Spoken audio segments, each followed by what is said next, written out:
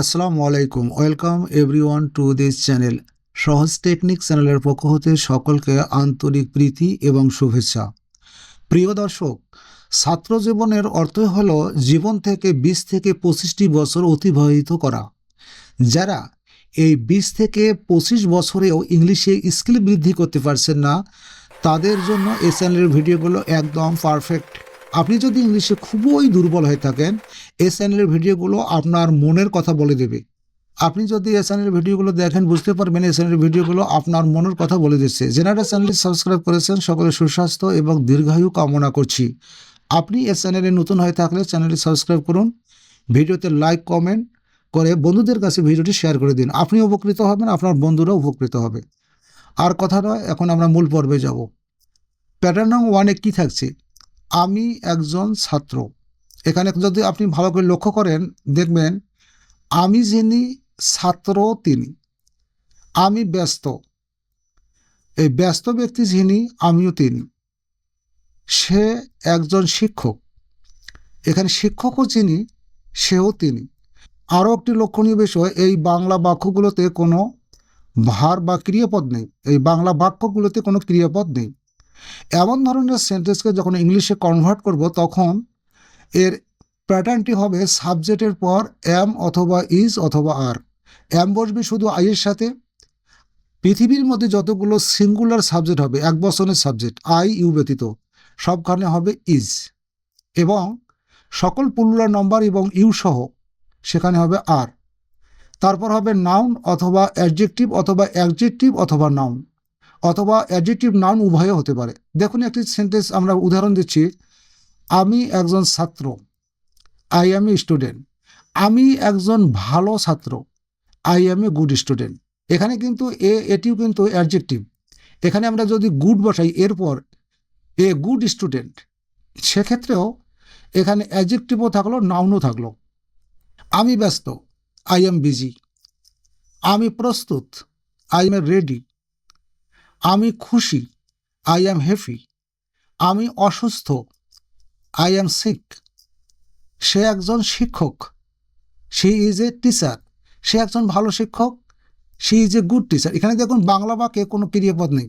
সে একজন doctor, she is a doctor. আমরা বন্ধু, উই আর ফ্রেন্ডস। তারা শিশু, দে আর চিলড্রেন। আমি সুখী, আই এম হ্যাপি। সে সুন্দরী, শি ইজ বিউটিফুল। সে লম্বা, শি ইজ টল।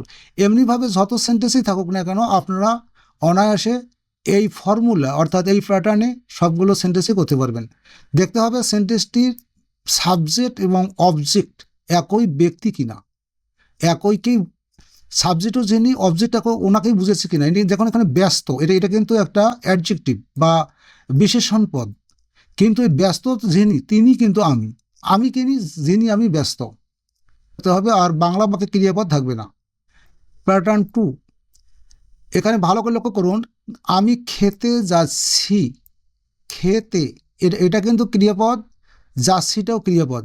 সে ঘুমাতে যাচ্ছে, ঘুমাটা ক্রিয়াপদ, যাচ্ছেটাও ক্রিয়াপদ। এমন ধরনের সেন্টেন্সকে যদি আমরা ইংলিশে কনভার্ট করি, সবগুলোতে কিন্তু যাচ্ছে বা যাচ্ছি বা যাচ্ছ কথাটি আছে। এটি হলো মূল ক্রিয়া। আর একটি ক্রিয়াপদের সাথে আছে তে বিভক্তি। প্রত্যেকটিকে এই যাচ্ছের পূর্বে যে ক্রিয়াপদটি আছে এতে তে বিভক্তি আছে। যেমন আমি করতে যাচ্ছি, ধরতে যাচ্ছি, মরতে যাচ্ছি, বলতে যাচ্ছি। এমন ধরনের বাংলা বাক্যকে যখন ইংলিশে কনভার্ট করব, তখন তার স্ট্রাকচারটি হবে, তার প্যাটার্নটি হবে, গঠন প্রণালীটি হবে যেমন আমি খেতে যাচ্ছি, আই অ্যাম গোয়িং।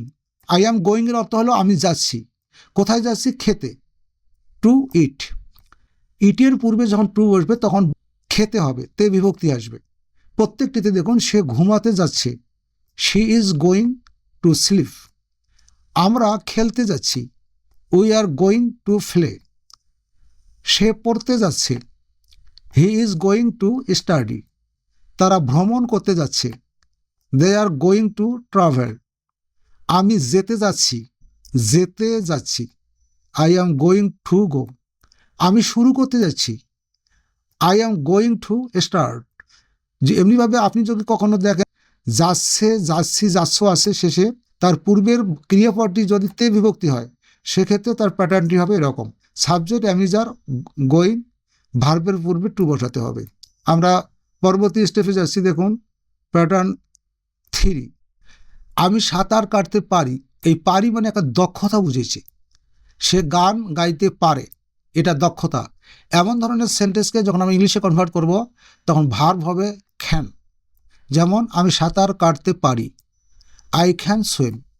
সে গান গাইতে পারে, শি ক্যান সিং। সে দ্রুত দৌড়াতে পারে, হি ক্যান রান ফাস্ট। আমরা ইংরেজি বলতে পারি, উই ক্যান স্পিক ইংলিশ। তারা উঠতে পারে না, এটা কিন্তু নেগেটিভ। এই সেন্টেন্সটি কিন্তু নাবোধক, দে ক্যান্ট ফ্লাই। এখানে এই সেন্টেন্সগুলোকে যখন আমরা নেগেটিভ করবো, এখানেও সবগুলোতে ক্যান্ট হবে, পারি না, তখন ক্যান্ট হবে। সে পারে না, ক্যান্ট হবে, ক্যান্ট। শেষের সেন্টেন্সগুলো দেখুন, এগুলো কিন্তু আবার ইন্ট্রোগেটিভ।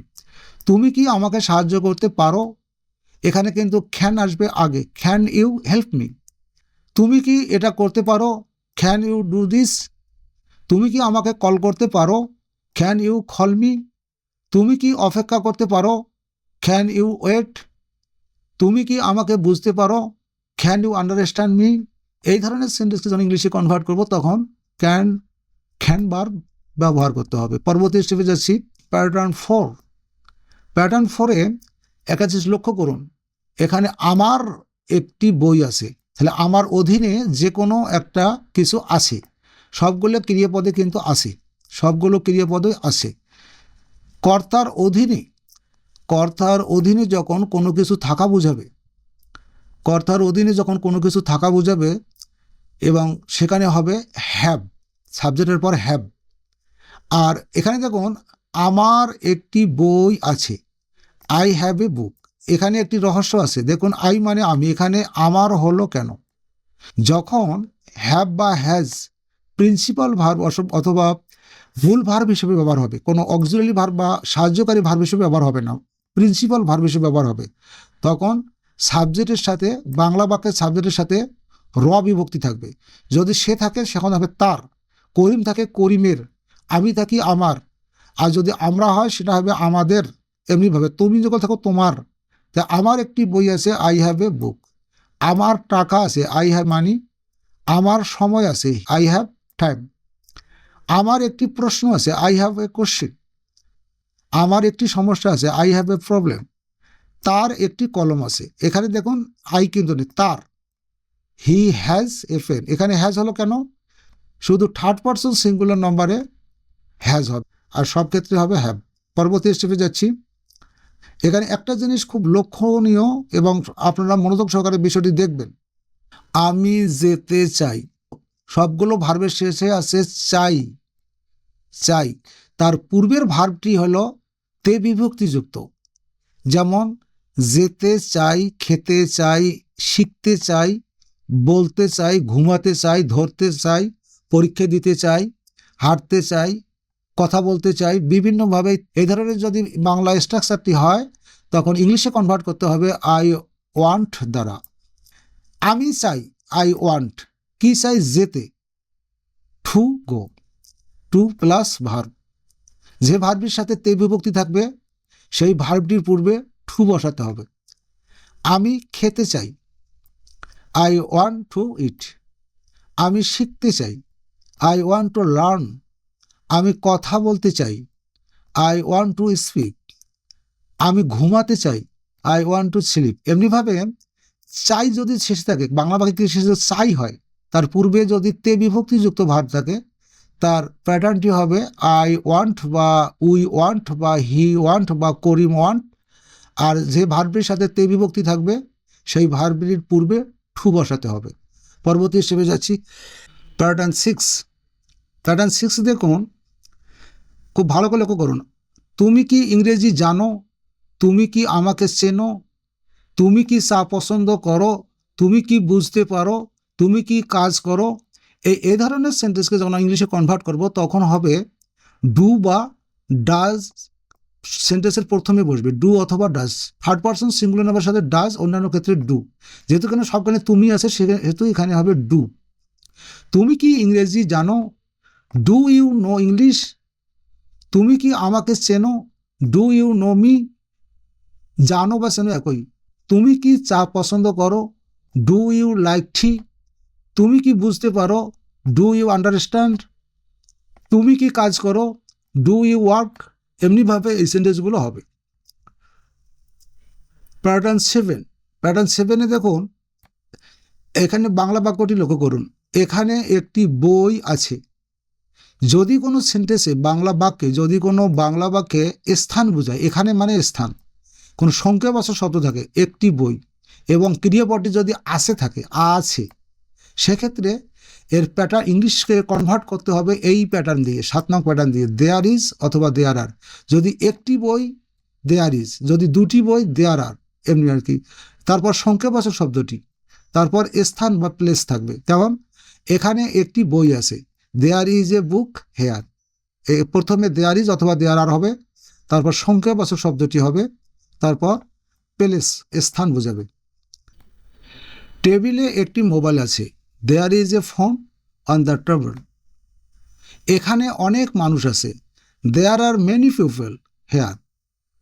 ঘরে দুটি চেয়ার আছে, there are 2 chairs in the room. ব্যাগে একটি কলম আছে, there is a pen in the bag. এই ধরনের সেন্টেন্সের মূল রহস্য হলো স্থান বোঝাবে। এই ব্যাগটি এখানে স্থান, ব্যাগে একটি কলম এবং আছে। যদি 3টি শর্ত, কিন্তু এই সেন্টেন্সগুলো 3টি শর্ত আছে। স্থান বোঝাবে, সংখ্যাবাচক শব্দ এবং আছে নামের ক্রিয়াপদ। সেক্ষেত্রে 7ম প্যাটার্নটির নিয়মে এটা হবে, দেয়ার ইজ অথবা দেয়ার আর, সংখ্যাবাচক শব্দ, স্থান বা প্লেস। পরবর্তী হিসেবে যাচ্ছি, প্যাটার্ন 8। আমি খাই, সে দৌড়ায়, সে ঘুমায়, আমরা খেলি, তারা কাজ করে, সে বই পড়ে, সে মাছ ধরে। কিন্তু এখানে একটি বিষয় লক্ষণীয় যে যখন এগুলোকে আমরা ইংলিশে কনভার্ট করব, এটি হবে প্রেজেন্ট ইনডিফিনিটিভ বা সিম্পল প্রেজেন্ট টেন্স। যেমন আমি খাই, আই ইট, সে দৌড়ায়, হি রানস, সে ঘুমায়, শি স্লিপস। এখানে এস যুক্ত হবে, এই কারণে এটি 3rd পারসন সিঙ্গুলার নাম্বার। আমরা অনেকে জানি এটা। আমরা খেলি, উই প্লে, তারা কাজ করে, দে ওয়ার্ক। এমনিভাবে এই ধরনের সেন্টেন্স আমরা প্রতিনিয়ত বলবো, সাবজেক্টের পর ভার্ব বসবে। পরবর্তী স্টেপে দেখুন, প্যাটার্ন 9। প্যাটার্ন 8-এর অনুকূল এই প্যাটার্নটি, এখানে একটা অবজেক্ট থাকবে বা আদার্স একটা থাকবে। আমি খাই, আই ইট, কি খাই? ভাত খাই, I eat rice, I eat rice. সে পানি পান করে, শি ড্রিঙ্কস ওয়াটার। সে বই পড়ে, হি রিডস, সে পড়ে, বুক, বই পড়ে। আমরা টিভি দেখি, উই ওয়াচ টিভি। তারা ফুটবল খেলে, দে প্লে ফুটবল। সবচেয়ে এই প্যাটার্নেই সকল ভাষাভাষীর লোক এই প্যাটার্নেই বেশি কথা বলে। সর্বশেষ প্যাটার্ন দেখব, প্যাটার্ন 10, সিম্পল পাস্ট টেন্স। দেখুন এখানে একটি বিষয় লক্ষণীয়, দেখুন আমি খেলেছি, আমি খেলেছি। এটি কিন্তু বাংলা বাক্যের ক্রিয়াপদটি মূলত কিন্তু প্রেজেন্ট পারফেক্ট টেন্সের আদলতে এখানে খেয়েছি, হেঁটেছি, তারপর খেলেছি, ধরেছি, করেছি, লিখেছি, বলেছি, এ ধরনের। কিন্তু এই সেন্টেন্সটিকে আমরা পাস্ট ইনডিফিনিট টেন্সও করতে পারি, প্রেজেন্ট পারফেক্ট টেন্সও করতে পারি। এখানে এই বাংলা ক্রিয়াপদটি আবার 2টি রূপও করা যায়। যেমন আমি খেলেছি, এভাবে বলতে পারি আমি খেললাম, আমি খেললাম। খেলেছিটা কিন্তু প্রেজেন্ট পারফেক্ট টেন্স। কিন্তু বর্তমানে অনেকেই ইংলিশে কনভার্ট করার সময় পাস্ট ইনডিফিনিট টেন্স সকলে করে। যা হোক, আমি খেলেছি, আই প্লেড। সে হেঁটেছে, সে ওয়ার্ক। সে ভাত খেয়েছে, হি অ্যাট রাইস। আমরা পড়াশোনা করেছি, উই স্টাডি। তারা সিনেমা দেখেছে, দে ওয়াচড মুভি। এমনিভাবে আপনারা প্রতিদিন এই প্যাটার্ন ভিত্তিক সেন্টেন্সগুলো শিখবেন। ইংলিশে আপনারা অবশ্যই দক্ষতা বা স্কিল বৃদ্ধি পাবে। যারা চ্যানেলটি এখনও সাবস্ক্রাইব করেনি তারা সকলে সাবস্ক্রাইব করুন, ভিডিওতে লাইক, কমেন্ট, শেয়ার করুন। সকলের সুস্বাস্থ্য এবং দীর্ঘায়ু কামনা করে ভিডিওটি আজকের মতো এখানে শেষ করছি। ধন্যবাদ সকলকে। খোদা হাফেজ।